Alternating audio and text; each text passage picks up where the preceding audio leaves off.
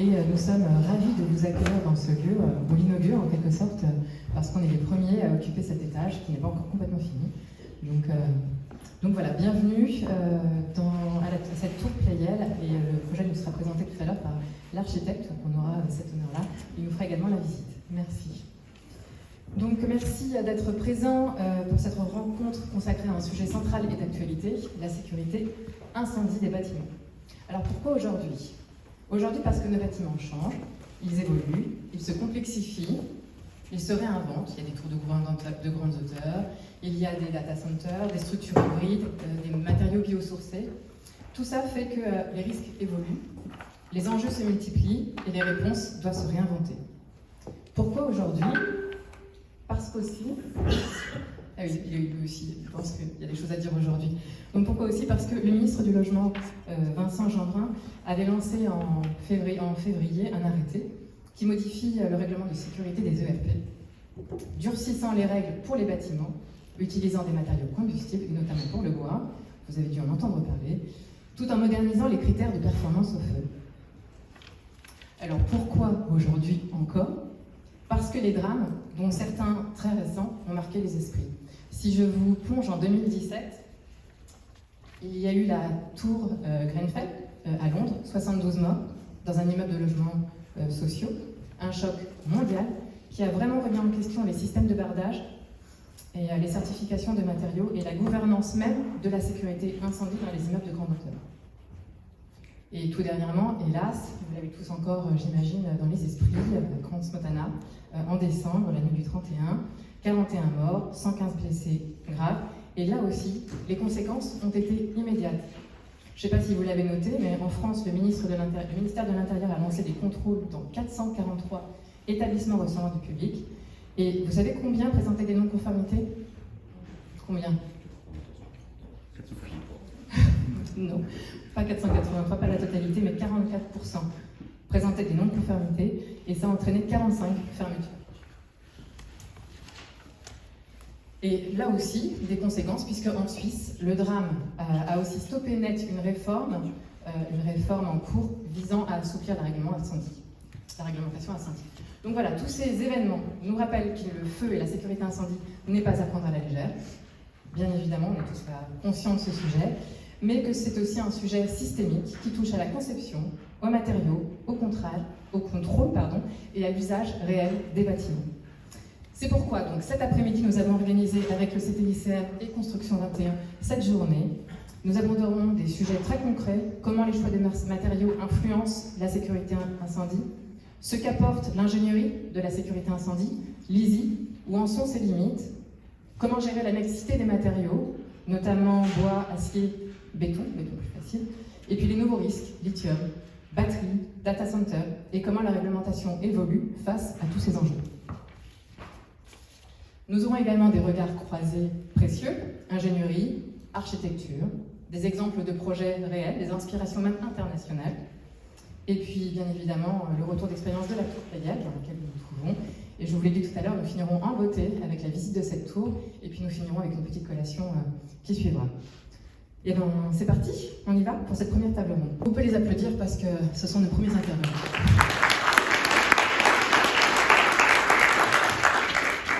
Donc nous avons autour de cette table ronde Franck Maillard. Franck Maillard, bonjour, vous êtes pompier professionnel et formateur en sécurité incendie. Benjamin Cherdron, manager du risque incendie-explosion, directeur fondateur du bureau d'études PCFI et sapeur-pompier professionnel. Et Christophe Tauvois, chef du service recherche incendie au CTICM. Bienvenue à tous. Alors on va commencer par un petit peu exposer un peu les principes de la sécurité incendie. Où en est-on dans la sécurité incendie en France? Qu'est-ce que la réglementation? Est-ce que c'est la sécurité avant tout? Qui commence? Je peux dire un petit mot dessus. Alors, il y a des grands objectifs qu'on va retrouver dans la réglementation incendie en France. Le premier, c'est d'assurer la sécurité des occupants. Ce qu'on cherche à garantir, c'est la vie des personnes. Alors pour ça, il y a les services de secours qui peuvent intervenir et mettre en sécurité les personnes. Mais eux aussi, on veut assurer leur sécurité. C'est le deuxième objectif. Et enfin, troisième objectif, c'est la protection des tiers, de l'environnement. etc. Alors, pour accomplir ces objectifs, il y a toute une palette de moyens. Vous pouvez avoir des mesures actives, des mesures passives. On peut en citer quelques-unes. Ça va être de la détection, l'acheminement, des systèmes d'extinction, ça c'est plutôt de l'actif. Ça peut être aussi assurer un degré de stabilité sur le bâtiment, pour que les gens aient le temps d'évacuer. Du compartimentage, pour éviter que le feu ne se propage. Ça c'est plutôt du passif. Et en fait, suivant le type de bâtiment dans lequel vous allez être, vous n'allez pas forcément avoir les mêmes problématiques. Justement, Christophe, on peut peut-être rappeler les différentes familles de bâtiments, parce que c'est dans aussi les grandes familles de bâtiments essentiel, en France. On a notamment tout ce qui est ERP et IGH. ERP, c'est les bâtiments qui vont recevoir du public, et IGH, c'est des immeubles de grande hauteur. Alors, dans ces bâtiments-là, la spécificité, c'est comme ici. Moi, quand je suis rentré ici, le plan du bâtiment, je ne le connaissais pas. Ça veut dire que quand je vais vouloir évacuer, il y a peut-être des questions à se poser pour faciliter l'évacuation. Inversement, deuxième famille de bâtiments qu'on rencontre régulièrement, c'est là où vous dormez, c'est tout ce qui est habitation. Il faut mettre le micro plus fort. Okay. Alors, dans ces bâtiments-là, par contre, a priori, vous connaissez les plans, vous savez comment il va falloir évacuer. Par contre, il y a d'autres problématiques. C'est souvent des locaux où vous allez dormir. Problématique de sommeil, ça c'est un peu particulier. C'est difficile de vous imposer des choses sur ce que vous pouvez ou pas stocker. Autre grande catégorie de bâtiments, tout ce qui est lieu de travail, tout ce qui est code du travail. Alors là, sur ces bâtiments-là, on est sur des gens qui connaissent un peu les locaux. On est sur des bâtiments qui, normalement, ils sont alertes. C'est assez mal vu si vous dormez sur votre lieu de travail. Donc la partie évacuation va certainement être plus facile. C'est des problématiques qui sont prises en compte dans les réglementations. Après, il y a une dernière catégorie de grande catégorie de bâtiments, tout ce qui est ce qu'on appelle les ICPE, les installations classées pour la protection de l'environnement. Ça, c'est un domaine qui est très vaste, tu peux en parler. Tout ce qui est bâtiment industriel, en fait, vous soyez sur des zones de production, des zones de stockage. Voilà, ça c'est très vaste. Voilà. Merci pour cette introduction. Franck, vous voulez peut-être un peu compléter? Normalement, on devrait peut-être avoir vos slides. J'espère qu'elles ont pu rentrer. Non. On a la salle de Franck. Ou sinon, vous pouvez commencer, Franck, et puis essayer de les trouver. Vous avez des magnifiques photos de bâtiments en feu. Oui, 1, 2, 1, 2, 1, 2, 1, 2. Vous m'entendez? Le petit bouton, vous l'avez activé. 1, 2, 1, 2. Peut-être vous pouvez le donner. Ah ouais, ça marche. 1, 2. Bonjour. Donc Franck Maillard, je suis effectivement animateur de la commission prévention de la Fédération nationale des sapeurs-pompiers de France. Donc je représente tous les collègues de France et je suis également chef prévention du SDIS du Loiret. Donc je suis à Orléans et donc je fais des commissions de sécurité, j'instruis des dossiers, je les visite. Et tout à l'heure on parlera rapidement quand vous évoquiez effectivement les visites dans les bars. Il y a 2 jours j'y étais encore et on ferme énormément d'établissements en lien avec Crans-Montana. L'exercice de la prévention, c'est aussi, moi je suis aussi là pour fixer les règles, les grands principes, les fondamentaux, parce que les sapeurs-pompiers sont effectivement à l'origine des projets, souvent, ou pas vraiment à l'origine, mais en tout cas, ils sont associés très rapidement. Ce que je vous ferai voir après, c'est que les sapeurs-pompiers sont toujours là quand il y a l'incendie et quand il faut intervenir, et on est toujours en première ligne quand c'est un bâtiment qui brûle, quand ce sont des batteries qui sont impactées, quand il y a des difficultés particulières. Donc c'est aussi bien d'avoir l'aspect instruction et l'aspect intervention. Moi j'aime à rappeler que la prévention, c'est aussi en lien avec un principe de base, un équilibre qui est posé par le Code de la construction et de l'habitation. Et pour moi, le R143.3 du CCH, il est fondamental. Il rappelle les fondamentaux. C'est le propriétaire, c'est l'exploitant, c'est le constructeur qui est responsable du bâtiment qu'il a construit, dans lequel il évolue. Et ça, à mon sens, c'est vraiment les règles de base. Et comme quand on voit aujourd'hui à Crans-Montana, la question à se poser, c'est qui est responsable? Ben, c'est facile, c'est l'exploitant. Enfin, il y a peut-être d'autres... En tout cas, c'est l'exploitant, c'est toujours l'exploitant. Même si, dans l'absolu, les commissions de sécurité ont oublié d'aller visiter l'établissement, ça reste l'exploitant qui est redevable de la sécurité dans l'établissement et qui est censé permettre au public qui l'accueille de sortir en toute sécurité. Sur la slide suivante, c'est l'occasion de rappeler les objectifs réglementaires fondamentaux. Tu l'avais évoqué, Christophe, la sauvegarde des personnes, évidemment, la sauvegarde des personnes réalistes. Crans-Montana, j'y ferai régulièrement référence. Il fallait 90 secondes pour sortir de l'établissement. Au-delà, les gens mouraient. Donc ça veut dire que quand on a en compte un établissement, on doit être capable de déterminer le temps au bout duquel les gens vont se mettre en alerte, ils vont constater l'incendie, ils vont déclencher l'alarme, ils vont évacuer, ils vont sortir, évacuation rapide et sûre. Donc ça, ce concept, c'est vraiment le préventionniste qui doit l'avoir bien en tête, qui doit vous en faire part, qui doit vous conseiller. On a toujours de bonnes idées là-dessus, mais dans les faits, non seulement on est là lorsque l'incendie vient d'avoir lieu, mais on est également là sur le terrain et nous réalisons régulièrement. Moi, toutes les semaines, je fais des exercices, j'appuie sur une alarme incendie et je vois le comportement des gens. Donc on est vraiment, l'ensemble des préventionnistes de France, bien au fait, bien à même de savoir comment se comporter sur un incendie. Je rappelle également le comportement au feu des matériaux est très important. Réaction au feu, résistance au feu. On évoquera dans l'après-midi l'arrêté de novembre 2002 et celui de mars 2004 sur la réaction et la résistance, en sachant qu'ils sont en profond bouleversement. Ils ont profité d'un gros toilettage là récemment, et donc on va voir sortir de nouveaux textes là très prochainement. L'aménagement, la distribution intérieure et la notion de compartimentage, Christophe, tu l'évoquais effectivement, c'est important pour éviter que les fumées sortent du local et se déplacent dans l'ensemble du volume. Et puis le point que je disais, la faciliter vraiment l'intervention des sapeurs-pompiers. Ça, c'est vraiment lors de mes visites, lors de mes études, lors de la conception. Ça passe par les façades accessibles, les voies pour que les engins puissent arriver, mais également pour que les pompiers puissent rentrer dans le bâtiment. Donc ça, c'est vraiment notre plus-value sapeurs-pompiers pour faciliter l'intervention des sapeurs-pompiers. Donc c'est en lien avec les différents bâtiments ERP, IGH et les bâtiments que tu as présentés, Christophe. Sur la slide suivante, ça c'est la théorie et la pratique, elle est tout autre. Vous avez aujourd'hui dans des établissements sportifs des piscines de pétrole, donc je ne sais pas si vous voyez, mais c'est de la mousse en polyuréthane, et en fait on n'a rien qui nous permet de nous raccrocher à la réaction au feu des objets, la réaction au feu des matériaux. Ça c'est des bombes à retardement. C'est pas grave, il y a ça uniquement dans des salles où il n'y a que des enfants. Donc, vous voyez un peu le drame que ça pourrait générer si on avait un incendie. Ça va générer, le plafond de Grand Montana x 1000, x 100, x 10 000, pardon, et pour des matériaux que lorsqu'ils sont testés, on ne va pas jusqu'au bout parce qu'ils sont dangereux pour les opérateurs qui peuvent éventuellement faire les tests. Donc on sait dès qu'on va le tester que c'est dangereux, et on le met quand même dans des établissements où on reçoit de nombreux enfants. Sur la slide suivante, c'est pareil. C'est juste pour vous dire, la réalité sur le terrain, c'est nous qui sommes en première ligne. Vous voyez sur ces deux feux, rue Erlinger et Paris Hôtel à Paris, en cas d'incendie, il faut déployer les échelles, parce que nous, notre mission, c'est de sauver les gens. Sur le papier, c'est déjà très compliqué quand vous avez une façade comme celle de droite ou celle du milieu.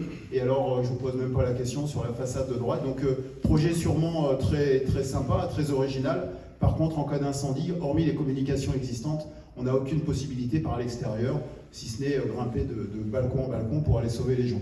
Sur le slide suivant, on est également, donc là c'est les limites des exigences techniques, et puis on est aussi aujourd'hui sur la limite d'une réglementation qui est conçue pour des structures incombustibles. Donc on est sur des bâtiments à Draguignan en 2019, à Oswald ou encore à Montfermeil.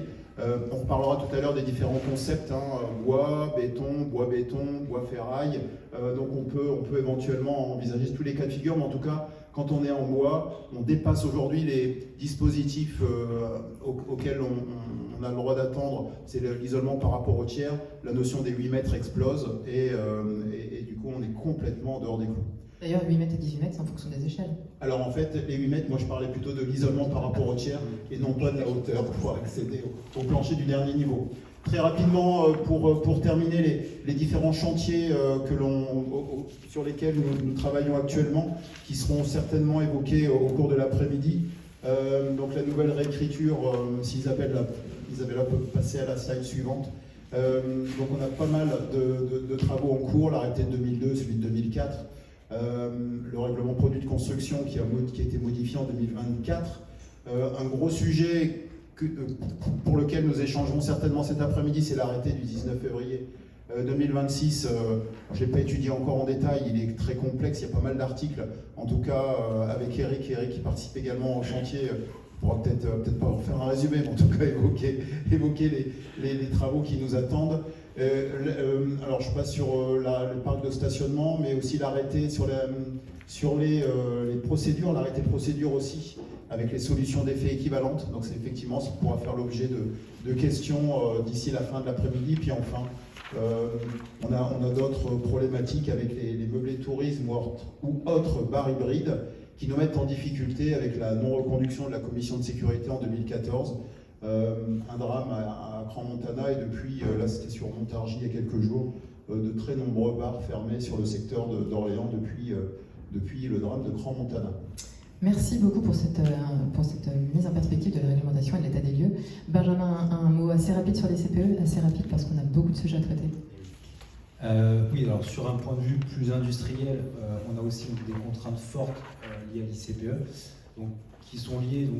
L'ICPE en fait cadre le fait qu'une usine, un entrepôt ne puisse pas avoir d'impact sur son voisinage.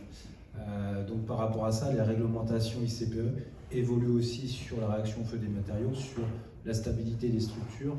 On parlera tout à l'heure des batteries lithium. On a des arrêtés qui arrivent courant 2026 qui vont donc prescrire des mesures supplémentaires sur le compartimentage, sur la stabilité des bâtiments, sur le design des bâtiments. On verra qu'on a un arrêté qui cadre le fait qu'un local de charge de batterie ne peut pas être situé au-dessus d'un autre volume et en dessous d'un autre volume, donc il doit être complètement en verrue du bâtiment. Donc ça, c'est des choses à anticiper aussi dans les projets, et on voit que sur le milieu industriel aussi, les sujets liés aux matériaux et à la résistance au feu sont aussi en cours d'évolution. Justement, en parlant des matériaux, Benjamin, la structure joue un rôle central. Comment les choix de matériaux influencent-ils la sécurité et la stratégie incendie ? Alors, l'acier aujourd'hui qui nous rapproche, on sait bien évidemment que c'est un matériau qui, s'il n'est pas protégé, n'offre pas de résistance au feu, et c'est un matériau combustible. Ça, c'est quelque chose à garder à l'esprit. On a parlé du bois. Le bois est également combustible, et il faudra donc rester sur cette base-là. Le béton, on en parlera peut-être un petit peu. Lui, il n'est pas classé combustible, mais il aura aussi des variations de son état, qui est un sinistre ou une exposition au feu. Comme l'a rappelé mes deux collègues sur la réaction au feu, la résistance au feu, donc on a des arrêtés qui cadrent. Petite remarque sur ces sujets-là, on voit dans la réglementation encore des classements coup-feu, des classements M, qui sont effectivement derrière à corréler avec ce qu'aujourd'hui les fabricants proposent, avec des systèmes qui sont donc liés aux normes ISO, avec donc des notions de REI et l'ensemble des Euroclasses. Un matériau donc, qui est incombustible M0 en Euroclasse, ce sera du A1. Donc, on voit souvent dans les projets des matériaux qui sont classés A2, qui sont donc ininflammables, mais qui restent combustibles, avec potentiellement donc, des dégagements de fumée. Donc, même si ces fumées ne présentent pas potentiellement de risque de propagation, vont amener d'autres problèmes sur la protection des biens notamment, et même pour les personnes, sur tout ce qui est corrosivité, toxicité des fumées. Donc ça, c'est des choses aussi à intégrer dans les projets. Christophe, je vous ai vu réagir. Oui, parce que quand on dit que l'acier est combustible, non, l'acier n'est pas combustible. En revanche, on peut avoir des poudres d'acier, c'est peut-être à ça. Voilà, mais donc du coup, il faut faire attention. Parce que moi, dans ma cheminée, j'ai rarement tendance à mettre plutôt des bûches de bois que des bûches d'acier. Et ma cheminée est plutôt en acier. Voilà. Donc pour de la partie structurelle, non, l'acier n'est pas combustible. Le béton non plus, et effectivement, le bois, c'est effectivement combustible. Voilà. Après, ce qui est assez important, tu as dit que l'acier avait des propriétés d'échauffement assez rapides. Ce qu'il faut savoir, c'est que tous les matériaux, quand leur température elle monte, leurs propriétés mécaniques elles vont changer, elles vont diminuer. C'est vrai pour l'acier, c'est vrai pour le béton et le bois. Et d'ailleurs, pour le béton, c'est à peu près les mêmes températures que pour l'acier. C'est juste que l'échauffement est un petit peu plus lent. Les températures, c'est-à-dire ? Température du chauffement. Globalement, l'acier à partir de 500 à 600 degrés, mais donc du béton aussi, ça va perdre ses propriétés. Peut-être un peu plus de temps pour que le béton s'échauffe à ces températures-là. Du bois, c'est même encore en dessous. En fait. Voilà. En revanche, il y a un truc qu'il faut voir, c'est qu'avec l'acier, quand ça va être refroidi, quand vous êtes en phase de refroidissement, lui, il retrouve ses propriétés initiales. Ce qui n'est pas forcément vrai du béton. Il y a une perte de propriété. La structure, après incendie, s'il a été intense, vous n'êtes pas certain qu'il est capable de reprendre les mêmes quantités de charge. Et puis pour le bois, la problématique, elle est un peu différente. Comme ça brûle, il y a une diminution de la section. C'est pareil, la capacité portante, elle peut diminuer. Donc, il y a des choses sur lesquelles il faut faire attention sur chacun des matériaux. Puis, parfois, quand on peut limiter l'échauffement des matériaux, on les protège. C'est une des solutions. Merci Franck, je voulais réagir, je vous ai vu. Oui, je voulais aussi vous dire pour le choix des matériaux, la plupart des sapeurs-pompiers de France sont formatés sur le fait qu'effectivement, à une certaine température, l'acier va flamber, va avoir ses caractéristiques qui vont changer et souvent d'expérience, sans forcément avoir pris connaissance d'un incendie ou de l'avoir vécu. Par convention, le sapeur-pompier ne s'engage jamais dans un bâtiment à structure métallique, parce qu'il sait que la stabilité au feu est nulle, ou presque, et donc il se met en danger. Donc c'est vrai que c'est aussi à vous, à nous, par rapport aux nouveaux assemblages que vous réalisez. Là, je voyais récemment des planchers bois-béton lors d'essais, là, récemment au CERIB.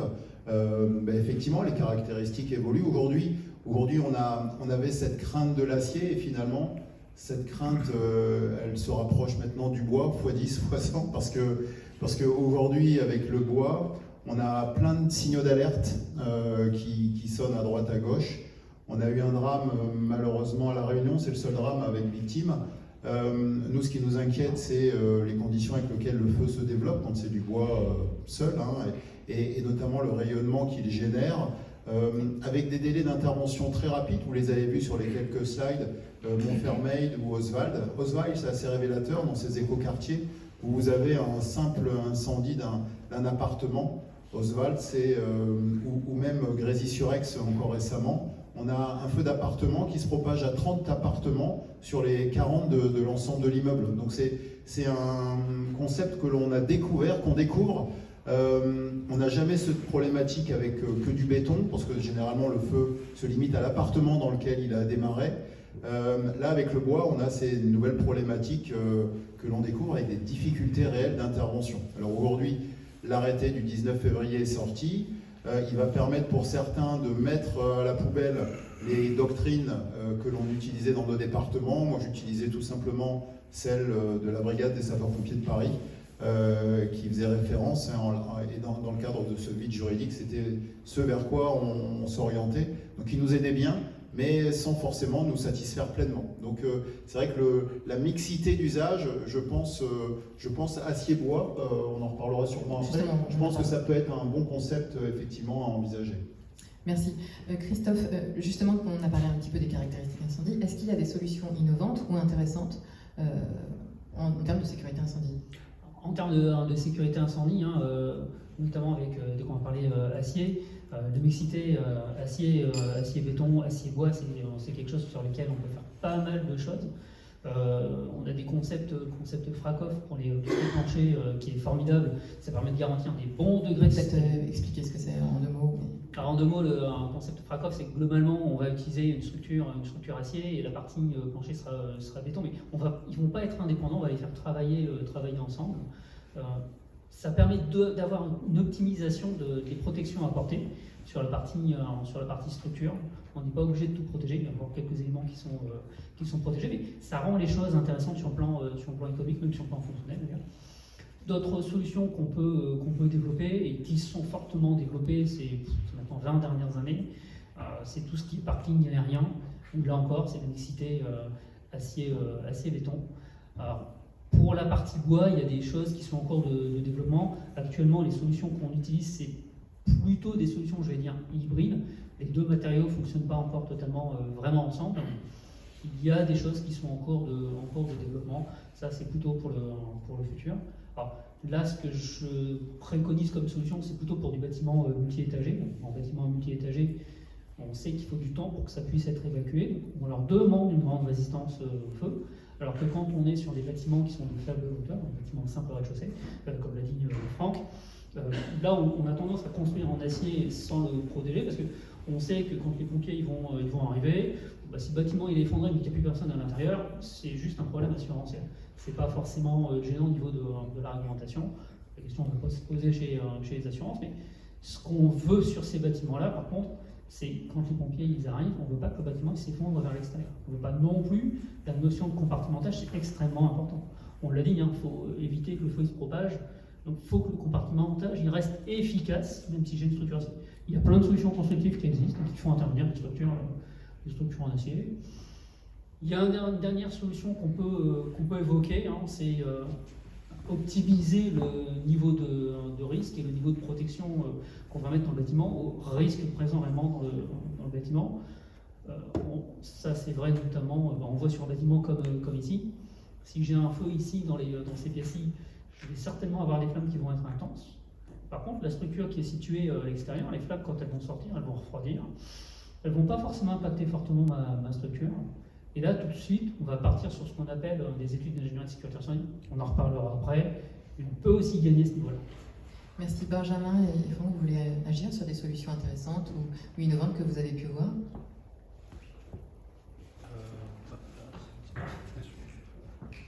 Il y a des choses. Ça y est. J'ai mis le petit. Ah oui, c'est l'autre. Non, non. On n'a plus aucun. On va finir avec zéro. Oui, il y a des sujets effectivement à prendre en compte. Nous, on a eu le cas récemment, et justement la slide qui est affichée répond en partie à la question sur de la mixité, et notamment vis-à-vis des façades.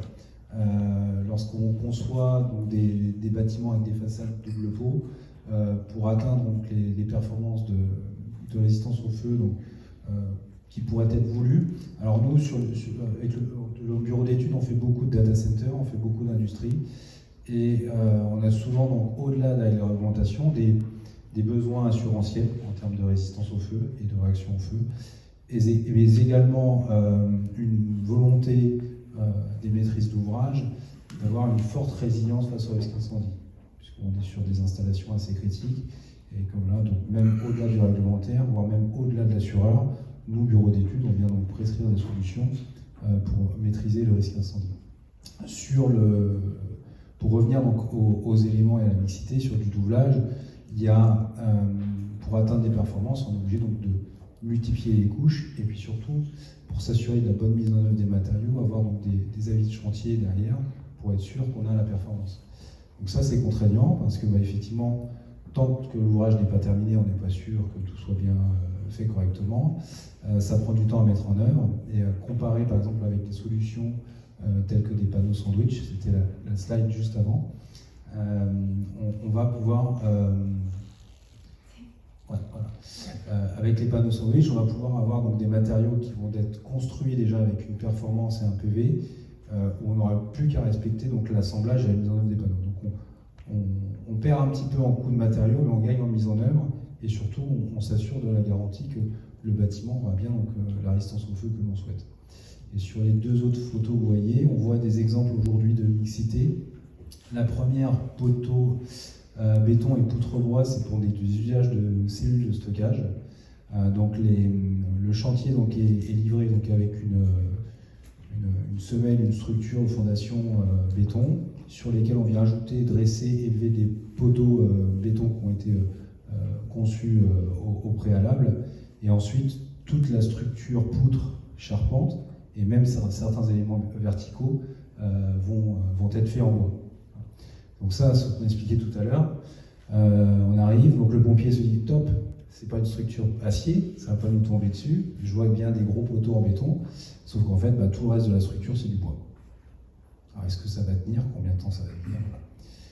Et donc ça, pourquoi? Alors je pense que vous avez déjà la réponse, hein. Pourquoi on vient mettre du bois dans la construction? Et ça fait l'objet de la question derrière. Super, sur le poids carbone, c'est ça? Super, vous faites la liaison justement. On a dit on rajoute des couches, on rajoute des couches. Vous vouliez intervenir peut-être avant de parler du carbone? Non, oui. Et juste rebondir sur ces différents types de matériaux, on voit notamment en surélévation. On a aussi des problématiques sur le terrain, parce qu'aujourd'hui on a des bâtiments sur lesquels on vient ajouter des surélévations en bois. avec un parement extérieur qui est plutôt identique de bas en haut. Et nous, ça nous met vraiment en difficulté parce qu'on a un bâtiment classique au rez-de-chaussée et puis au 5e étage, c'est complètement bois. Donc on a des propagations et on met en danger nos sapeurs-pompiers. L'autre revers de ces multicouches, d'avoir à la fois du bois, à la fois du métal, notamment aujourd'hui, on en reparlera après, mais les matériaux biosourcés, aujourd'hui on est aussi sur ce qu'on appelle des feux couvants, des feux qui se baladent. Alors c'est vrai que la paille est comprimée, tous les matériaux sont utilisés, sont réalisés de telle manière que en essai, en laboratoire, je me tourne vers Eric, tout est estampillé et sur des appréciations de laboratoire, tout est bon. En revanche, dans la réalité, on a des feux par rapport à la conception, parce que c'est aussi un point important, c'est la manière dont c'est posé. Dans le monde idéal, tout est posé dans les règles de l'art, sauf que la sous-traitance de sous-traitance fait qu'on a parfois des surprises. Et des feux qui... Alors c'est incroyable, hein, on a vu sur des feux d'appartements, on a le feu au 2e étage, tous les appartements sont visités, rien à signaler, et puis 1 heure après, il y a un appartement qui prend feu, 2 appartements à côté, et on ne comprend pas pourquoi, parce que le feu s'est déplacé par des veines d'air dans l'isolant. Donc nous, ça nous complexifie encore plus le travail. À l'époque, on n'avait que du béton, on ne se posait pas de questions. Avec l'acier et maintenant le bois, en fait, il nous faudrait quasiment la cartographie du CSTB qui nous permettrait, avant même de partir, qu'on dise aux pompiers sur la route « Attention, attention, ça va être un immeuble en bois, attention, attention, c'est un immeuble en ferraille ou en béton », et du coup, ça complexifie, ça modifie complètement notre méthodologie opérationnelle. Donc ça, c'est aussi un point à avoir à l'esprit. Juste si on peut revenir sur la slide d'avant rapidement, parce que c'est quand même important, c'est-à-dire que les solutions acier qui vont permettre d'atteindre les performances, donc vous les connaissez, donc les flocages, les peintures, protection par panneau de laine de roche. Aujourd'hui, donc effectivement, ça fonctionne. Par contre, se pose, et comme vient de l'expliquer Franck, c'est la mise en œuvre et la durabilité de la protection dans le temps. Donc les flocages, c'est assez répandu, c'est des matériaux qui sont peu onéreux aujourd'hui en solution à mettre en œuvre. Il faut être sûr aussi d'avoir de la bonne épaisseur et que cette épaisseur ne soit pas dégradée dans le temps. Donc, quid des contrôles et de tout ce qui va permettre de garantir que la protection fait bien son usage. Les peintures, c'est la solution la plus onéreuse, mais également il faut respecter donc, les couches, les épaisseurs de couches de peinture et également procéder à des contrôles. Les protections laine de roche, c'est quelque chose qui est un peu moins inaltérable, alors, qui se situe à peu près entre les deux en termes de coût, un peu moins inaltérable en protection, et des fois qu'on va retrouver coffrés derrière du plâtre ou des choses comme ça. Voilà. Donc ça, après, c'est la connaissance fine des protections et de savoir lorsqu'on intervient, oui j'ai de l'acier, mais comment les protéger, est-ce que la protection fait son rôle? Voilà. Merci Benjamin, là vous ne faites plus la liaison sur la question suivante. Donc la liaison sur la question suivante, c'est justement avec toutes ces couches et ces surcouches, comment concilier justement un bâtiment bas carbone et puis un coût raisonnable? Est-ce que ça augmente considérablement ou pas le coût? Et est-ce que ça augmente considérablement ou pas le poids carbone? Ça augmente le coût et le poids carbone. Non, alors ce qui est important aujourd'hui, et je ne sais pas si vous aviez la réponse par rapport à qu'est-ce qui fait qu'aujourd'hui on trouve beaucoup de bois dans la construction, c'est en partie effectivement pour diminuer le poids carbone, pour répondre aussi à des problèmes d'éthique ou RSE, et de réglementation environnementale. Et une urgence climatique également. Donc les maîtrises d'ouvrage se tournent vers les matériaux biosourcés et on les retrouve de plus en plus. Aujourd'hui, que ce soit la filière acier, mais là également vous avez donc une slide qui m'a été fournie par Rockwool, que je remercie, sur aujourd'hui les évolutions donc, des matériaux donc, qui avaient au préalable un fort impact poids carbone, qui par aujourd'hui tous les scopes liés au bilan carbone arrivent à réduire considérablement. Et aujourd'hui, donc là, si on voit sur la photo, on atteint donc, environ 7 kg de CO2 pour un panneau de laine de roche en 140.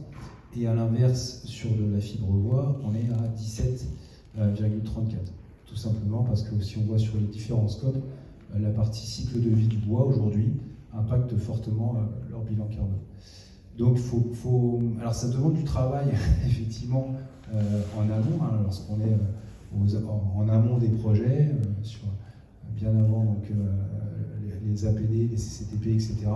de pouvoir commencer à réfléchir un petit peu les matériaux et essayer d'avoir des informations sur le poids carbone et les surcoûts, etc., en lien avec le risque incendie, au-delà du design du bâtiment, bien sûr. Chose qui préoccupe un peu plus. Et sur les solutions qu'on va rajouter, bien évidemment, ça rajoute un petit peu, alors c'est pas énorme, hein, quand on vient rajouter de la peinture. Aujourd'hui, il y a des peintures en base acrylique, c'est ça, hein? Je sais pas les compos exacts. D'après ce que j'ai eu comme information. Donc voilà, aussi les fabricants de matériaux, de solutions apportées, travaillent aussi sur l'impact carbone. Par contre, donc, ça engendre des coûts, c'est sûr. Christophe Tauvois, vous avez un exemple, notamment avec la canopée des Halles. Alors, justement, l'une des manières de réduire le coût aussi bien financier que carbone d'une protection, c'est de, entre guillemets, de ne pas en mettre. La question, c'est de ne pas en mettre quand il n'y en a pas besoin. S'il y a besoin de mettre de la protection, on en met. Si ce n'est pas nécessaire, on n'en met pas. Et c'est là où l'ingénierie de sécurité incendie, elle devient intéressante. C'est de se dire, souvent, la réglementation, elle a une approche qui est un petit peu macro. Je ne me pose pas la question de ce que je vais faire dans mon bâtiment ou ses spécificités. Il peut y avoir des cas où on va demander à protéger. L'impact est parfois assez limité, et notamment, je ne sais pas la slide, mais une slide, il y a on voit la canopée, c'est peut-être après, parce que quand je vais parler de l'ingénierie de sécurité incendie, la canopée des Halles, c'est une structure qui est extérieure, qui est en hauteur. C'est un peu la même chose que ici. Avant qu'on ait des flammes qui réussissent à impacter la structure et à échauffer, c'est assez compliqué. En fait, on peut démontrer que ça ne va pas se réaliser comme ça. Et donc, du coup, pourquoi mettre une protection alors que ce n'est pas utile?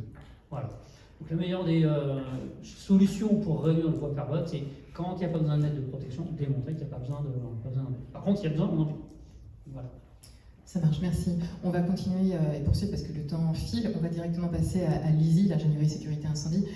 Pendant longtemps, donc, la réglementation incendie était assez, même très prescriptive. On a développé l'ingénierie sécurité incendie. La modélisation donc, permet de simuler le feu, mais est-ce qu'elle peut vraiment remplacer le retour d'expérience sur terrain? Est-ce que ça correspond à la réalité? Et puis côté assurance, est-ce que l'ISI suffit-elle? Franck, je vous laisse peut-être commencer sur ces deux questions. Alors c'est vrai qu'aujourd'hui, on a deux types d'ISI, sur la résistance au feu et sur le désenfumage. J'ai eu l'occasion de tester sur le désenfumage. Alors effectivement, je ne sais même pas si c'était pas Effectis qui avait fait cette ingénierie. Alors satisfaisante, ça nous permet de nous rendre compte un peu par rapport au scénario que les sapeurs-pompiers ont proposé, à se rendre compte un peu de la manière dont peut éventuellement se développer l'incendie. Ça reste quand même des conditions en laboratoire avec un modèle informatique. Ça peut laisser perplexe, mais aujourd'hui c'est la seule méthode de valider une étape et de dire on reçoit, c'est autorisé ou c'est pas autorisé. Donc nous on se repose énormément sur les ISI, résistance au feu et désenfumage.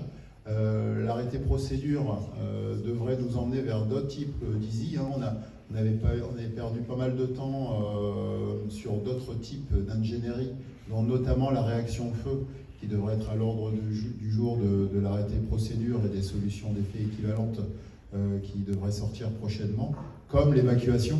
Aujourd'hui, c'est vrai que c'était assez décousu, la résistance, le désenfumage. Aujourd'hui, on devrait avoir une ingénierie de la sécurité incendie dans toutes ses composantes, et je pense que pour un sapeur-pompier, à la fois se rendre compte des conditions de désenfumage de la pièce, des conditions de stabilité de la structure, mais également du temps au bout duquel les gens vont être sortis du bâtiment. Je pense que tous ces éléments lui permettront de mieux apprécier le niveau de sécurité de l'établissement et de se positionner avec un avis favorable plus facilement qu'il ne le fait aujourd'hui. Mais je ne vous cache pas que ça nous laisse souvent très perplexes. Je vais parler du côté assurantiel, c'est dans la question. Aujourd'hui, les assureurs pourraient être réceptifs à une étude d'ingéniosité de la sécurité incendie en vue de diminuer les protections, ou en tout cas pour expliquer. On a eu l'occasion d'en faire une l'année dernière avec Effectis.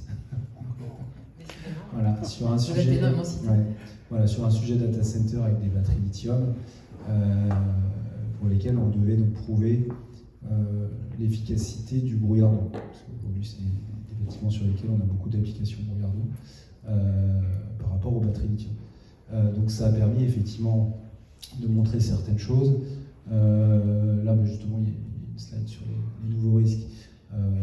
Si on parle des batteries, attention, on est sur des feux qui se comportent différemment des feux courants. Donc la courbe ISO 834 est plus adaptée dans ces cas-là.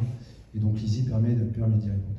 Donc ça peut être une possibilité offerte, sachant qu'aujourd'hui les assureurs ont chacun leur politique d'assurance, se reposent aussi sur des règles, et notamment beaucoup de règles américaines liées à FM Global ou le code NFPA, sur lesquels donc, des essais soit réels ou des études ont été menées, sur lesquels les protections ont été designées, et puis donc l'assureur se dit bon, ils ont fait le job, on demande ce qui est prescrit dans les référentiels et rien d'autre. Par contre, si on a un écart ou si on a des sujets un petit peu particuliers avec des risques émergents comme l'hydrogène, les batteries, des choses comme ça, à ce moment-là, effectivement, aujourd'hui, parce qu'on n'a pas de référence, on va avoir recours à l'ISI, effectivement, pour pouvoir définir les protections. Mais souvent, ça va être pour les majors et pas pour les enlever. Christophe, justement, l'ISI, un sujet qui vous est cher. Oui, parce que nous, en fait, on fait pas mal d'ISI, justement, sur les bâtiments. Alors, vous avez posé la question de ISI, réalité, est-ce que c'est décorrélé? Non, parce qu'en fait, quand on fait une ISI, on va s'appuyer sur, on va proposer des scénarios d'incendie et on est obligé de s'appuyer sur le retour d'expérience pour dire tiens, je vais avoir plutôt tel départ de feu dans tel type de coin ou pas. De la même manière, il y a des paramètres qui sont assez importants dans ces études-là, c'est tout ce qui va être comment va se propager le feu, quelle va être son intensité, des données de base, donc courbe de dégagement de chaleur.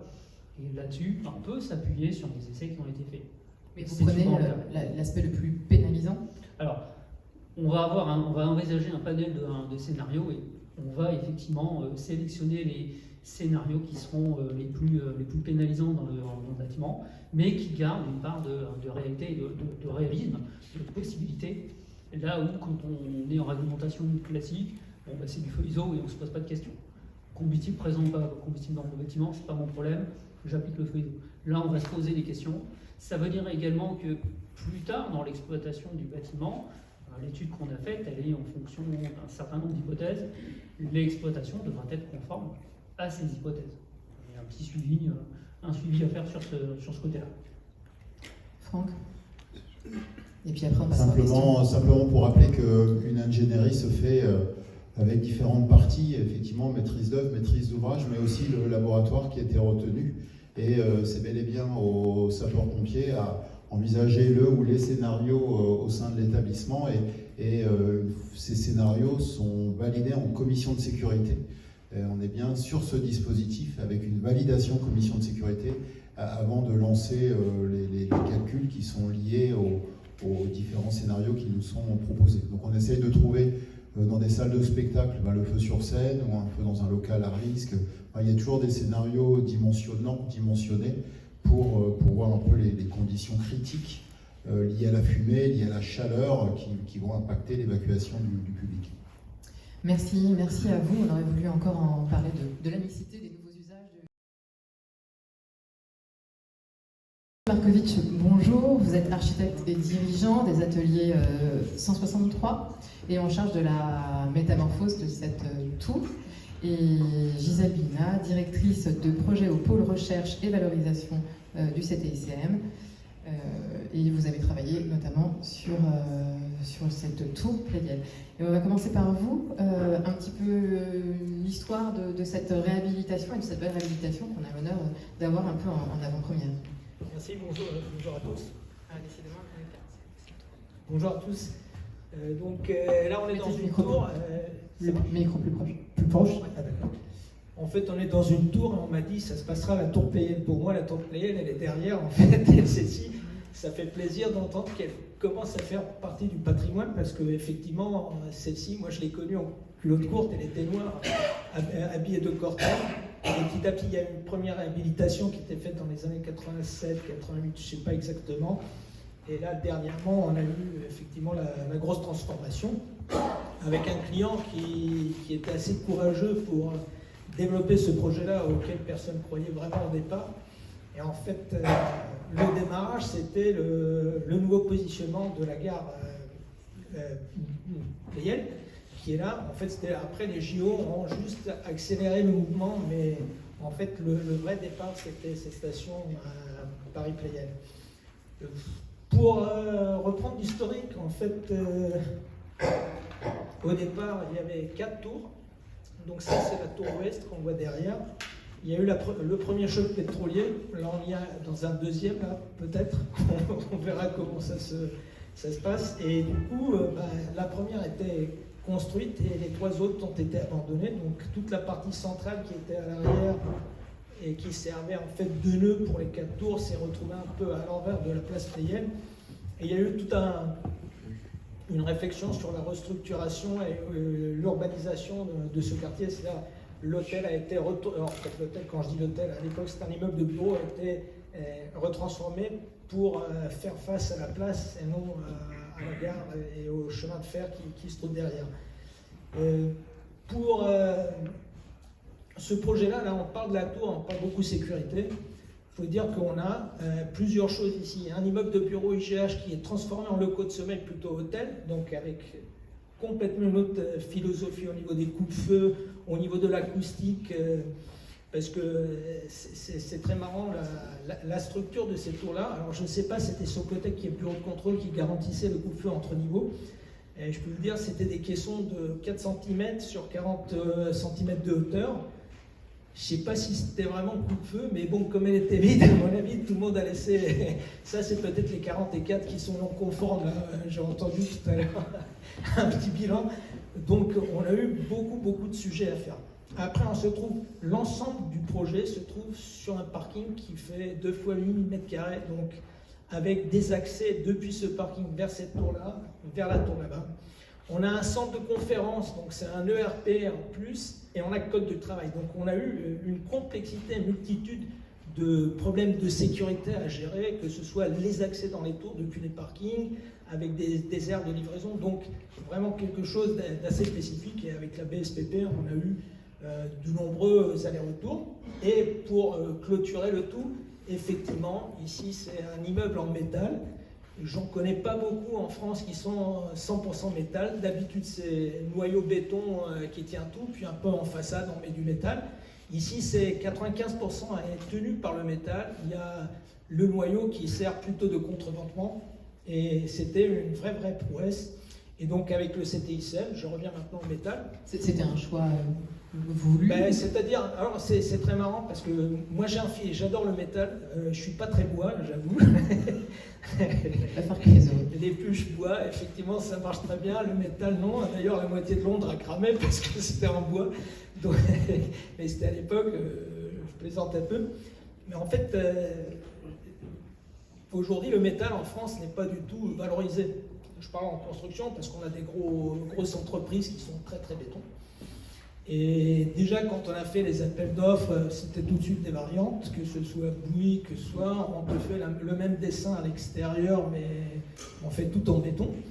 En fait, le maître d'ouvrage, là où j'ai réussi à le convaincre, c'est comme une salle de conférence qui est en bas, avec une tour en béton, elle était morte parce qu'il y aurait eu plein de poteaux. Nous, on n'a que 4 points d'appui dans la salle, en fait, et qui sont en périphérie, ce qui a fait aussi qu'il s'est rabattu sur cette solution-là, et surtout que c'est quelqu'un qui était chez Bouygues Export et qui construisait en Angleterre. Et ben, en Angleterre, c'est quand même du métal, c'est pas du béton. Et donc, on a commencé à regarder. Moi, j'avais consulté un Gérop et Arcora pour faire les premiers calculs pour savoir le poids de la tour, de la structure, Sina 4 aussi. Donc, et ils étaient tous à 7000 et quelques. Et moi, je trouvais que c'était beaucoup. Et en fait, j'ai pris à mon compte, en fait, j'ai trouvé un ingénieur qui travaille pour FH Metal et qui est plutôt sur des ouvrages d'art. Parce que ça, je pense qu'il y avait une autre complexité qu'un bâtiment classique en métal. Et avec lui, on a développé en DCE, on est sorti à 4900 tonnes. Et ça s'est terminé à 5002. Donc, c'était plutôt bien parce que, et après avec le CTIC, il y avait tout un travail sur les épaisseurs des aciers. En fait, plus on monte, plus elle est fine, plus on descend, plus elle est épaisse. Mais en plus, je trouve que dans ce rapport et ce dialogue qu'on a eu avec, le fait d'avoir la structure à l'extérieur et ne pas avoir de protection, c'est une économie substantielle sur le projet. Ce qui est floqué ici, on les voit, c'est les poteaux dans les angles qui ont une couleur un peu jaunasse, mais tout le reste est vraiment sans protection et tout en métal. Après, effectivement, il n'y a pas trop de bois dans le bâtiment, il y a du carrelage et tout le bois était quand même pas présent. Ça sera peut-être le mobilier une fois. Et vous avez fait une étude carbone? Ah ben bien sûr, on a fait et tout. Là, on est Brim vous êtes... excellent ici, Brim excellent. En Réat, on est Brim Very Good et tout le reste est excellent. En fait, parce qu'il y a un autre immeuble de bureau qui est en bas, qui n'est pas un IGH, qui est un immeuble classique de code du travail. Donc on avait 5 fonctions dans tout ce projet-là. Bon, merci. Enfin, si vous avez des chiffres sur le bilan carbone, Gisèle, on parle justement de cet IGH. Quelles ont été les principales contraintes incendie sur ce projet, notamment déjà, je pense que c'est parce que c'est un IGH. Oui, déjà, comme la réglementation incendie française l'impose pour un IGH d'une telle hauteur, on vous dit que lorsque vous avez un bâtiment d'une telle hauteur, vous l'avez vu de l'extérieur, il fait quand même plus de 30 mètres de haut, on vous impose d'avoir une résistance mécanique de 2 heures minimum, en considérant en plus un incendie normalisé. Vous avez vu la courbe tout à l'heure avec, comme l'avait dit Christophe Touvet du CTICN, qui a une vitesse de croissance très importante dès le début. Donc très vite, vous avez une augmentation de température à l'intérieur d'un compartiment et vous considérez que dans tout le compartiment, la température de l'air est la même, ce qui n'est pas du tout réaliste. Donc on vous dit, par défaut, vous allez dimensionner en situation d'incendie votre structure métallique de cette façon, avec tous les a priori qu'il y a sur le comportement de l'acier. Voilà, il y en a encore certains qui pensent que l'acier, ça brûle. Bon, ça se déforme. Lorsqu'il est soumis à des températures très élevées, évidemment, ça se déforme, ça se tord, mais ça ne brûle pas en tant que tel. Et donc on se dit, on a une structure comme ça, il faut la protéger partout. C'est ce qu'on ferait par défaut. Donc le parti pris a été de protéger la structure intérieure du bâtiment, parce que comme vous voyez, vous avez une partie intérieure apparente, ici à ce niveau, le niveau 15, des poteaux, des diagonales, des éléments horizontaux tubulaires. A priori, il faudrait les protéger. Donc, comme cela a été dit tout à l'heure, dans ce cas, on a choisi par exemple de protéger que les poteaux. En revanche, tous ceux qui portent les planchers, les éléments horizontaux, sont protégés. Bon, là, on ne le voit pas, mais eux, ils ont été protégés. La question se pose pour la structure extérieure que vous avez vue, qui est très jolie, qui doit être apparente, puisqu'elle a un côté architectural non négligeable. Quelles sont les solutions pour protéger une structure extérieure? Vous avez la peinture intumescente, vous avez le flocage, vous avez l'encoffrement. Mais si vous protégez une structure extérieure et que vous ne choisissez pas le bon type de protection, si je puis m'exprimer ainsi, vous ne la voyez plus. Elle perd donc son intérêt d'un point de vue architectural. Il faut également savoir qu'on aurait pu utiliser la réglementation incendie française telle qu'elle, prendre une certaine courbe de température à appliquer sur les éléments extérieurs. Il y a une méthode dédiée pour ça. Mais même en faisant ça, vous auriez été obligé, la probabilité d'appliquer une protection de toute façon sur la partie extérieure aurait été très forte. Donc qu'est-ce qu'on a fait? Vu toutes ces contraintes, on a décidé de recourir à une étude d'ingénierie de la sécurité incendie en supposant dans nos simulations que cet exosquelette, donc l'ossature extérieure, serait globalement non protégée. Mais il faut quand même prouver que cette solution est envisageable et applicable dans la réalité. Et ça a été donc l'objet de l'étude que nous allons présenter tout à l'heure. Je pense qu'on peut poursuivre, sauf si Marco, vous voulez... Je pense qu'on peut poursuivre sur l'ISI. On peut poursuivre justement sur l'ISI, justement quel est l'intérêt de l'ISI, qu'est-ce que ça a permis d'apporter? Alors, la démarche réglementaire française a été appliquée, donc on a suivi les 6 étapes imposées par la réglementation. Il y a notamment 2 étapes clés qui consistent en la proposition de scénarios d'incendie en tenant compte d'un feu réel. Donc ça signifie qu'au lieu de considérer que vous avez la même température des gaz lorsqu'un incendie se déclare dans un compartiment, par exemple ici, vous allez considérer vraiment les risques d'incendie potentiels. Quels sont les matériaux combustibles présents? Quelles sont les sources de départ de feu possibles et réalistes? En même temps, vous devez quand même couvrir le plus grand nombre de cas possibles qui peuvent s'avérer très importants. Et là, par exemple, combien de cas? Là, on en a considéré une vingtaine qui couvraient tous les niveaux à partir du niveau 4 jusqu'au niveau le plus élevé auquel l'exosquelette, donc la structure extérieure du bâtiment, se situe. Donc on a, comme l'avait dit Christophe tout à l'heure, il faut aussi tenir compte de scénarios pénalisants, donc les scénarios majorants, les scénarios qui vont avoir l'impact le plus négatif possible sur la tenue au feu de la structure. Et une fois que vous avez défini ces scénarios et que vous faites vos simulations, si ces scénarios pénalisants et majorants montrent que la structure est stable au feu, alors vous pouvez dire que vous avez vérifié, assuré la stabilité au feu de votre bâtiment, même dans le cas d'un incendie réel. Donc c'était la démarche qui a été appliquée. Il faut savoir qu'une fois que ces scénarios sont proposés, ils doivent quand même être validés par une commission de sécurité. Tant que les scénarios ne sont pas validés, vous ne menez pas votre étude. Donc les scénarios ont été validés. On a fait des simulations en tenant compte des contraintes dont j'ai parlé tout à l'heure, en tenant compte des scénarios majorants. Et on a réussi à démontrer que malgré le fait que globalement la structure extérieure n'était pas protégée, le bâtiment a tenu d'un point de vue structural, quel que soit l'un des 20 scénarios, de la vingtaine de scénarios qui a été envisagé. Voilà. Qui a permis de laisser la structure telle qu'elle. C'est ça, comme vous allez pouvoir le voir tout à l'heure, il n'y a pas de peinture intumescente ou autre protection sur la majorité des éléments de structure apparents de cet exosquelette et même une partie des éléments intérieurs. Voilà. Juste pour compléter, en fait, comme je disais, comme on est au-dessus d'une salle de spectacle en dessous, on a quand même la structure qui pénètre dans un bâtiment qui est ERP, et là on était une protection maximale en fait avec encofrement et tout. Donc c'est la seule partie qui est vraiment, je parle de l'exosquelette qui a été protégée. Et quand vous disiez à partir du 4e étage, en fait, à cause de la salle qui se trouve en dessous, le premier plancher démarre au 4e étage. Merci. Peut-être justement sur les solutions, on aurait envie d'en savoir plus. Quelles ont été les solutions qui ont été mises en œuvre ici, concrètement? La solution, c'est un peu pour reprendre ce qui a été dit tout à l'heure, c'est que vous avez un exosquelette qui globalement n'est pas protégé, sauf en partie inférieure. Et il faut savoir également que par rapport à l'étude de faisabilité qu'on avait faite, avec les dimensions, les épaisseurs initiales des caissons de l'exosquelette, on a pu, en optimisant ces épaisseurs, démontrer qu'il n'y avait pas besoin de protéger toute cette partie-là, au-dessus du 4e étage.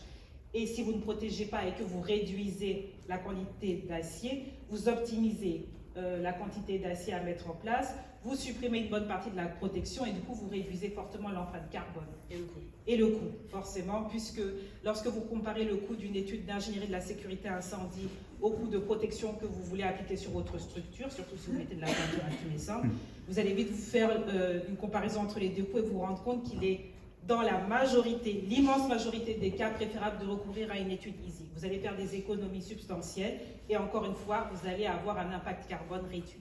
C'est ce qu'on disait tout à l'heure sur la canopée, 400 000 € sans visite, 10 000 €, une dizaine de milliers d'euros avec les lits. C'est ça, vous avez une protection par défaut qui peut coûter des dizaines, voire des centaines de milliers d'euros suivant votre bâtiment. Et vous avez une étude d'ingénierie de la sécurité incendie qui en parallèle va coûter quelques milliers, voire quelques dizaines de milliers d'euros. Donc voilà, le calcul, ne serait-ce que d'un point de vue économique, le calcul il est vite fait.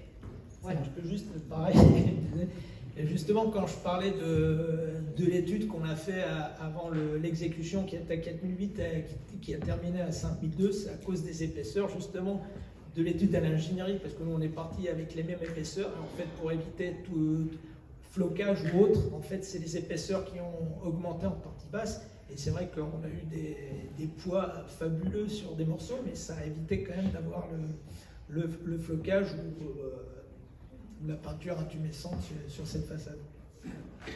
Les solutions, on en a... Oui, on en a pas. C'est bon. Voilà. On a fait le tour des solutions. Oui. Justement, je voulais vous demander comment on concilie les contraintes incendie, sécurité incendie, l'ambition architecturale, le poids carbone et le coût. Comment on fait pour trouver l'équation idéale? Je dirais pas que c'est au feeling, mais en fait on balaye un petit peu de tous les côtés. C'est vrai que moi j'ai eu l'étude qui était faite par les majors en béton, mais c'était le poids il était 3 fois plus important. Hein. Au niveau plus de poteaux, plus de béton, et tout, rien que ça. Au niveau carbone, c'était beaucoup plus efficace. Après, moi, j'aime bien rigoler, mais je dis dans les poutres, il y a des machines à laver, des lave-linges et autres qui ont été recyclés, incorporés dans le métal. Donc aujourd'hui, on va en plus vers des fours électriques, donc ça va encore plus. Justement, il y a d'acier bas carbone ici ou pas? Non, alors je peux vous dire, nous, le chantier il a démarré en pleine crise, la guerre en Ukraine.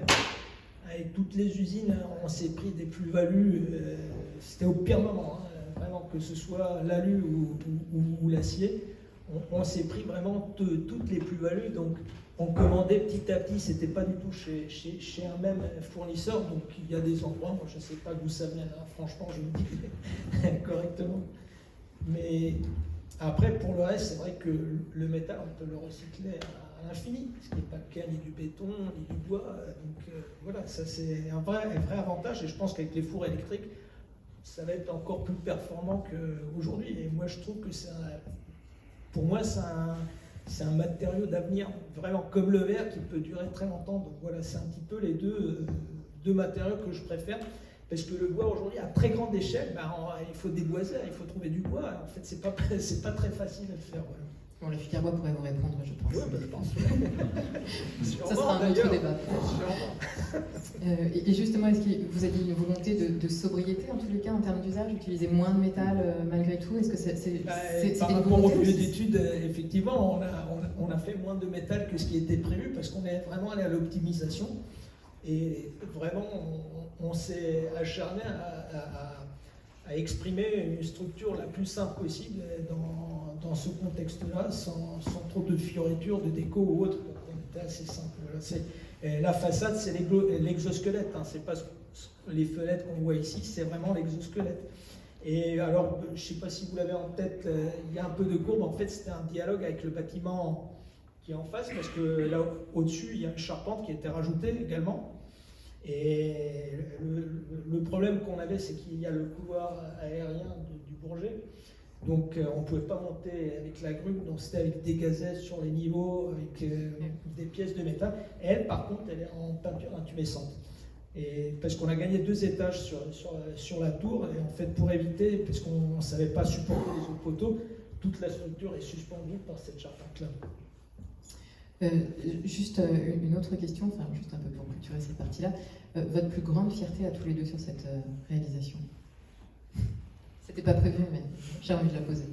La plus grande fierté, ça a été justement de pouvoir trouver une solution, parce que je veux dire, c'était quand même un projet assez impressionnant au départ. Voilà, on vous dit que vous avez un exosquelette, vous avez une structure en caisson, il faut que vous puissiez démontrer par des simulations que ça va tenir. Et dans le pire des cas, si ça ne tient pas, qu'est-ce que vous allez faire? Comment vous répondez à ces questions? Donc, déjà, savoir quelles hypothèses vous retenez d'un point de vue développement du feu, d'un point de vue mécanique, quel niveau de complexité vous apportez à vos simulations, comment vous modélisez les assemblages, comment vous modélisez l'acier, comment vous tenez compte de l'augmentation de température, l'impact que ça a sur les éléments, quels critères de déformation vous considérez comme acceptables. Et voilà, vous faites vos simulations, vous arrivez à un résultat et vous voyez au final la structure érigée. Vous dites quand même que voilà, vous avez fait un travail sur un bâtiment très intéressant, très agréable à regarder d'un point de vue architectural, et que vous pouvez être fier de vous quand vous faites une étude comme celle-là. Donc easy, pas si easy, mais très utile. Très utile, oui. Et vous? La fierté, c'est l'ensemble, mais c'est vrai, faire un bâtiment métal dans un pays béton, j'ai bien aimé. Merci. On peut les applaudir et puis passer aux questions. Donc Eric Guillaume, on vous a cité depuis le début, vous êtes directeur général d'Effectis France, président de la commission AFNOR sur la commission incendie, et Julien Grange, vous êtes directeur opérationnel du groupe CSD. Alors on a vu un petit peu les différentes approches, notamment françaises, sur la sécurité, notamment assurer la sécurité des personnes. J'aimerais vous demander comment se situent les approches françaises par rapport à d'autres approches et aux pratiques internationales, et puis quels sont ses points forts et quels sont ses points faibles, à tous les deux, la même question. Eric, si vous voulez commencer. Donc, alors c'est une question assez vaste, hein. Il y a beaucoup de... Ça marche. Vous avez remonté le... Ça marche? Ouais. Voilà, donc il y a beaucoup de choses à dire là-dessus. Alors, premièrement, il faut savoir comment est construite une réglementation et comment a été construite la réglementation française. Hein. Donc, Elle a une histoire importante. On parlait du grand incendie de Londres, 1666, premier texte réglementaire français, 1667, en réaction à l'incendie de Londres. Donc, vous voyez, ça se construit depuis un petit moment, cette réglementation incendie. Étonnamment, d'ailleurs, on demandait déjà de poser du plâtre sur les façades en bois et les structures en bois. Donc, c'est rien de nouveau. Elle s'est construite par donc les incendies, par le retour d'expérience. Elle s'est construite par des décennies d'obligations de moyens. Donc, rajouter ces moyens à chaque fois a permis d'atteindre le résultat espéré, de faire baisser le nombre de morts, mais c'est que des couches qu'on a rajoutées au fil du temps, au fil des sinistres. Parfois, elles ne sont pas en cohérence nécessairement entre elles. Parfois, elles reflètent aussi les systèmes constructifs ou les moyens techniques du moment où elles ont été décidées. Donc, alors, ça permet d'atteindre un niveau de sécurité qui est très performant, mais qui est aussi comparable, si on compare les statistiques, par exemple, de victimologie d'incendie avec d'autres pays occidentaux. Si on prend les statistiques américaines ou allemandes en nombre de victimes d'incendie par 100 000 habitants, on ne va pas trouver des gros écarts avec la France. Donc on a choisi des solutions techniques différentes, on arrive à un niveau de performance qui est à peu près similaire, en tout cas comparable. Alors, ça ne vous permet pas de comprendre comment fonctionne la sécurité incendie, ça vous permet de comprendre que si vous mettez ça, si vous protégez, vous mettez ROI 120, vous mettez ça atteint un niveau satisfaisant. Donc après, on essaye de mettre, depuis quelques années, un peu de cohérence là-dessus, déjà de partager les objectifs, parce que la sécurité incendie, finalement, l'incendie, c'est le même partout. Finalement, les systèmes constructifs, ils peuvent différer, mais la finalité, ça reste la même, ça reste d'évacuer les personnes, ça reste de sauvegarder, si possible, les biens, enfin, les objectifs fondamentaux restent les mêmes. Donc, peut-être qu'on peut essayer de mettre tout ça à plat, on peut essayer de se faire une méthodologie sur cette base-là, et on peut essayer de faire une réglementation par objectif. Donc ça, c'est ce qu'on a commencé il y a quelques années. Et donc en France, on a fait les ouvertures réglementaires qui ont été évoquées sur l'ingénierie de sécurité incendie. Les premiers textes pour les établissements recevant du public, c'est 2004, des enfumages, des structures. Et à ce moment-là, on avait plein d'idées. On s'est dit, on va en rajouter d'autres. On voit que l'écriture réglementaire, ça prend du temps. D'autres pays ont fait exactement les mêmes choix. D'autres pays sont allés très vite dans l'ingénierie massive pour tout faire. Mais ils sont même revenus un peu en arrière parce que ce qui leur manquait parfois, c'est pas la qualité technique de l'étude, c'est le système autour de l'étude, c'est-à-dire la vérification, le contrôle de tout ça, parce que il suffit pas de décider un scénario, de faire un calcul. On parlait du rôle de la commission de sécurité dans tout ça. Il y a aussi la responsabilité professionnelle de chacun des acteurs et qu'est-ce qu'on est prêt à accepter en commun pour atteindre le niveau de sécurité souhaité de l'ouvrage. Donc ça donne quelques idées déjà de ce contexte. Et ses points forts et ses points faibles, mais peut-être que Julien, vous pouvez rapprocher. Merci. Donc effectivement, pour compléter, on est dans quand on prend de la hauteur et quand on va à l'étranger, on se rend compte quand même qu'en France, on est dans une société un peu hédoniste, c'est-à-dire qu'on n'accepte plus la mort, on veut couvrir l'ensemble des risques et justement, comme vous l'indiquiez, les différents feux successifs, on a en tête le 5-7, à chaque fois on ressort cet événement qui a contribué à réglementer d'autant plus la sécurité incendie. On veut couvrir l'ensemble du risque et donc jusqu'au moindre détail, qui parfois, et peut-être que c'est pour cette raison que la Commission centrale de sécurité a été supprimée il y a quelques années, c'est qu'on estimait, l'État estimait peut-être que toute la réglementation était assez claire dans un texte et qu'on n'avait plus besoin d'avoir une entité au-dessus de toutes les commissions de sécurité dans les différents départements pour justement juguler et avoir une jurisprudence claire. Et donc, les points positifs peut-être d'être ultra réglementé, si je puis dire, c'est qu'au moins tout le monde a les mêmes règles du jeu. Bureau d'études, dont je représente aujourd'hui donc l'ensemble des collaborateurs, qui eux justement connaissent par cœur la réglementation incendie et pour certains viennent même des services instructeurs et notamment au bureau prévention de la BSPP. Et face à eux, ils ont donc les services instructeurs qui eux ont également la même réglementation et donc ça a le mérite en tout cas d'avoir des règles du jeu claires.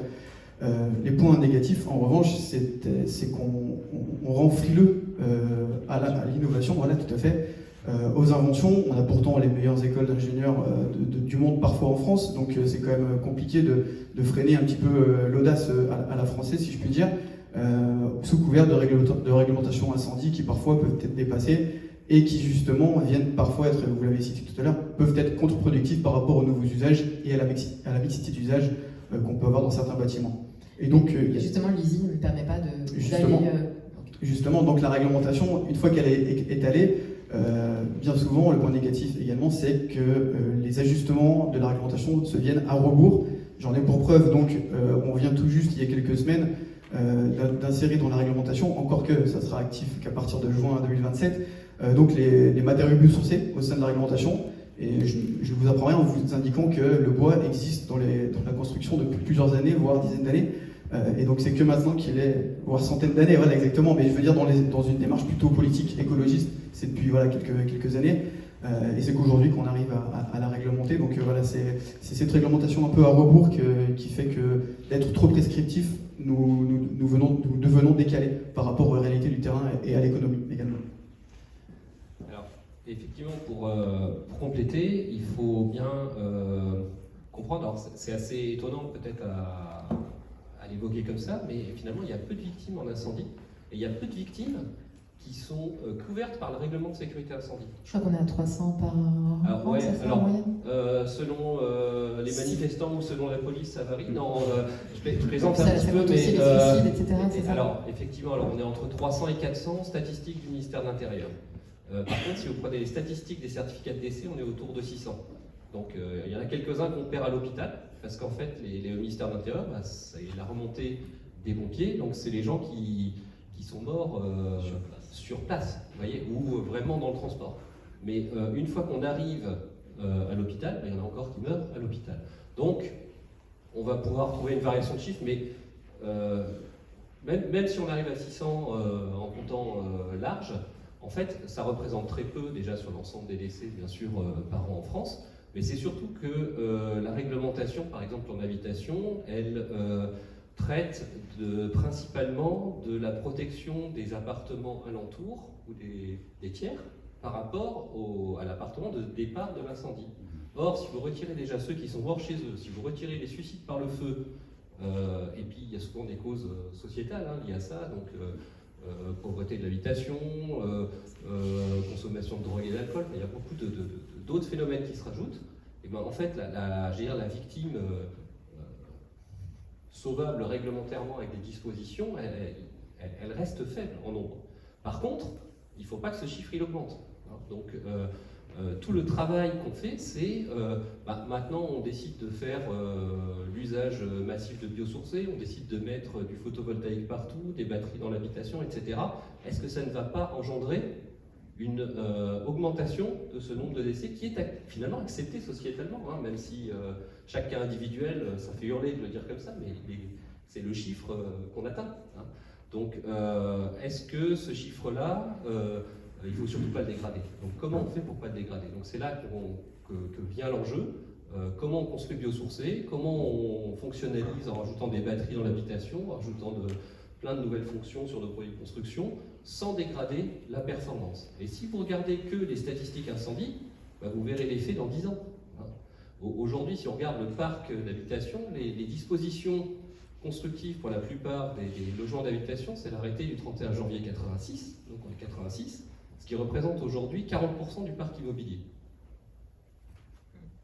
Justement, je voulais compléter, mais on voit, vous l'avez dit, émerger des nouvelles contraintes, donc le biosourcé, les batteries hybrides, les panneaux photovoltaïques aussi, avec tous les risques que cela inclut. Comment on réagit? Est-ce que vous voyez des solutions, même à l'international, qui peuvent être intéressantes? Et est-ce qu'on change un peu notre approche de construire et de concevoir? Et comment? Question vaste.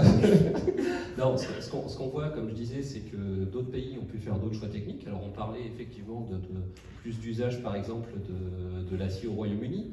Il y a plus de compartimentage en Allemagne. Donc chacun a son règlement qui est construit en insistant sur certains points. Au Royaume-Uni, on construit plus en acier non protégé, mais on a plus de systèmes actifs. Vous voyez, donc chacun a fait une balance des risques.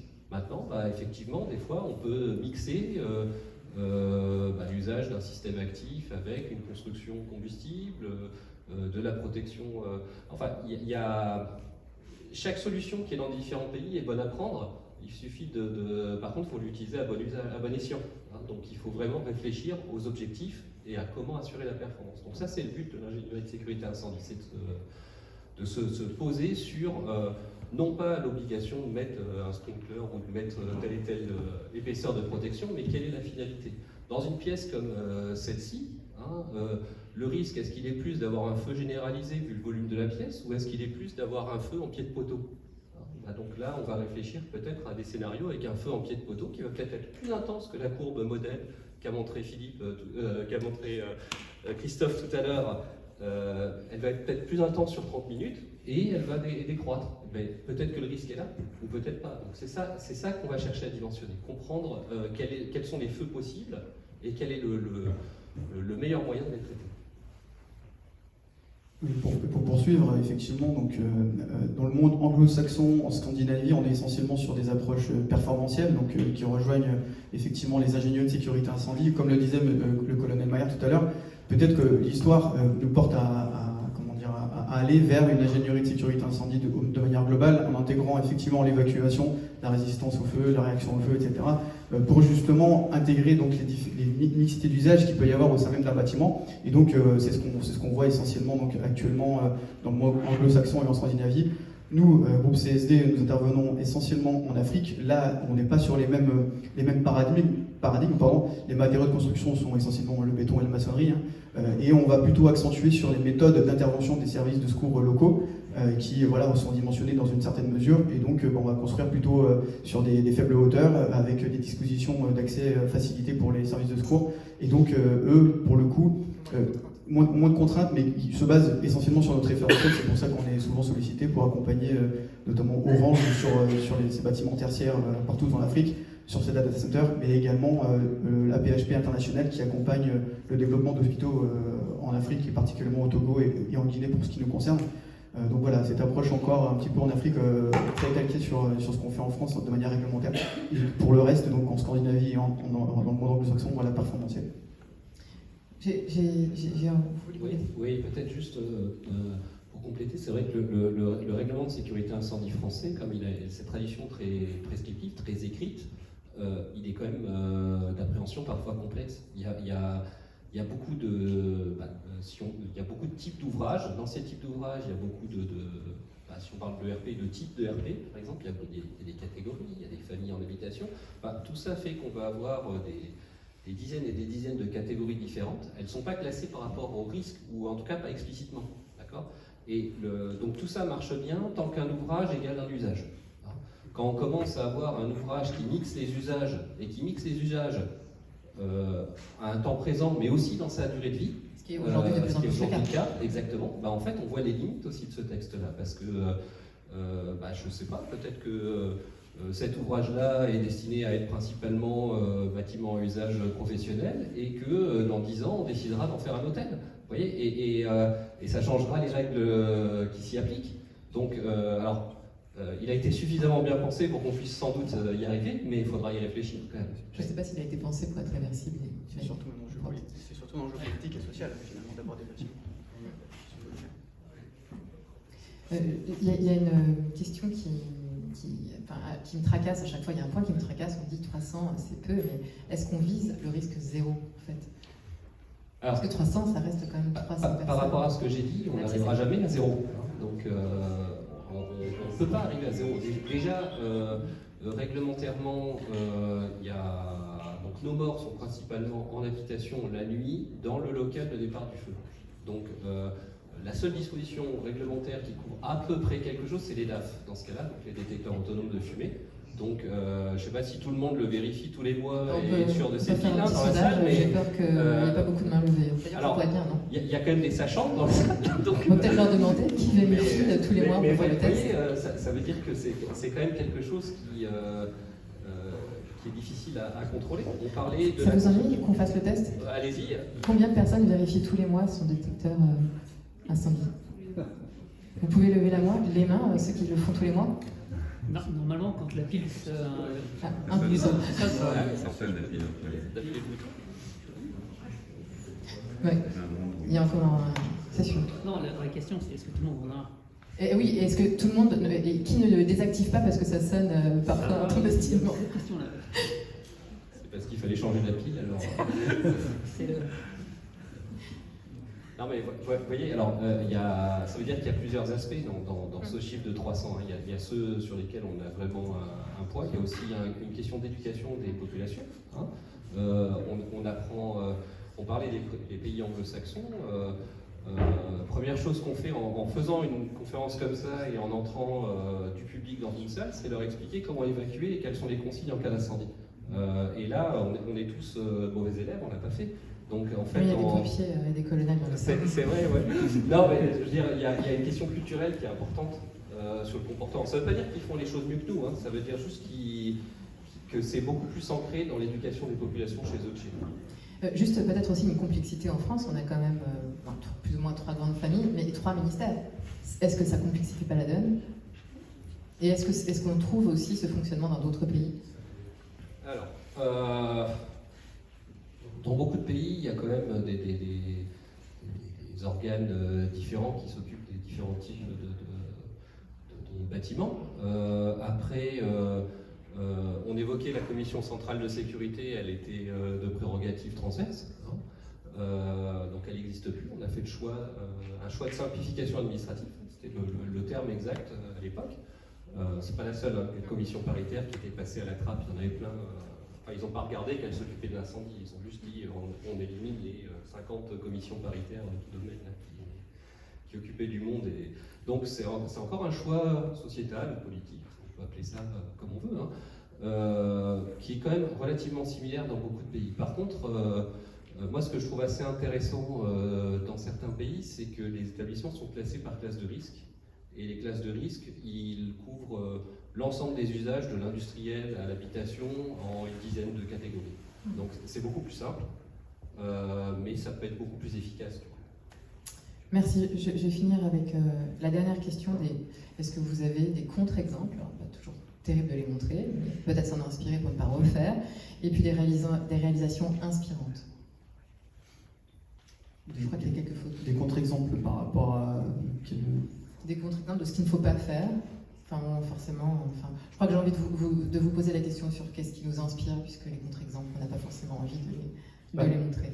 Ce qui peut être inspirant, c'est effectivement, on voit beaucoup de bâtiments assez, on va dire, audacieux éclore, notamment au Moyen-Orient, dont on parle beaucoup des Émirats Arabes Unis, du Qatar, etc. Donc, puisque effectivement, ils ont des forts enjeux économiques et financiers, des forts moyens financiers. Et donc il peut se permettre d'aller récupérer les meilleurs ingénieurs et les meilleures foncières et les meilleurs constructeurs pour faire ces bâtiments. Donc ça, si effectivement c'est peut-être quelque chose qu'on peut regarder nous avec notre regard d'experts en sécurité incendie et d'ingénieurs en sécurité incendie comme étant des exemples sur tout ce qui est un peu surdimensionné, ce qui est un peu harmonieux. Et après, ce qui est inspirant, c'est plutôt, effectivement, quand je parle pour moi de ce que je connais actuellement, c'est ce qu'on peut faire en Afrique avec, en apportant une vraie plus-value en termes de regard de sécurité incendie, d'opérationnel, dans la conception de bâtiments qui servent au quotidien aux populations locales. Alors, effectivement, ce qui est extrêmement important aussi, c'est la cohérence d'ensemble. On prend l'exemple des pays du Golfe. Il y a quelques années, j'ai eu l'occasion de travailler sur l'aspect réglementaire dans ces pays-là. D'une tour à l'autre, c'était l'architecte qui proposait à l'autorité la réglementation qu'il allait appliquer. Hein. Alors, tant mieux, c'est parce que c'est la réglementation qui maîtrisait. Vous aviez un architecte français, il avait proposé le règlement de sécurité IGH. Vous aviez un Américain à côté, il allait proposer la LFPA 101, et il n'y avait pas d'harmonisation. Alors, ça, tout va bien quand on considère la tour en elle-même. Maintenant, quand on considère l'interaction de la tour avec les moyens de secours, et donc ils ont changé ça et ils se sont mis à développer leur propre règlement, mais c'était une étape en fait pour construire leur base. Donc en fait, il faut bien que tout soit en cohérence. Hein. C'est pas juste le bâtiment, c'est le bâtiment.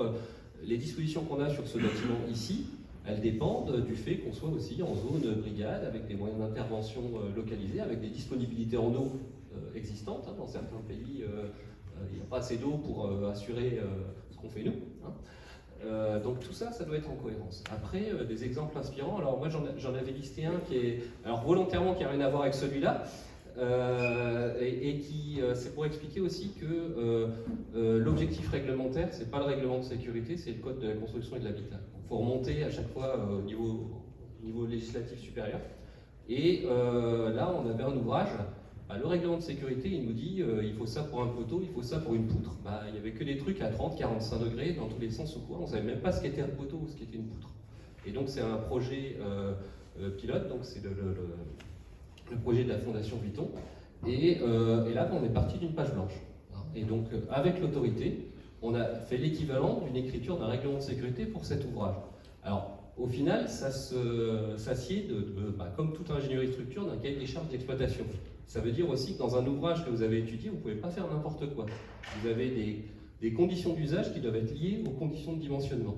Et ça ramène à quelque chose qui est toujours important et qu'on a tendance à oublier avec le temps, c'est maintenir les conditions initiales. Donc, quelle est la performance initiale et comment on s'assure par l'inspection, par la sensibilisation du propriétaire, etc., que la performance initiale soit maintenue dans le temps. On parlait de la situation des bâtiments en bois où on va les protéger avec du plâtre. Si les gens enlèvent le plâtre, qu'est-ce qui va se passer? Et donc c'est ça qu'on doit aussi fixer comme règle du jeu, que les performances qui ont été évaluées soient maintenues dans le temps. Julien, vous vouliez donner un exemple, une réalisation en particulier, ou on passe aux questions? On passe aux questions directement. Ok. Merci, on peut peut-être les applaudir à nouveau.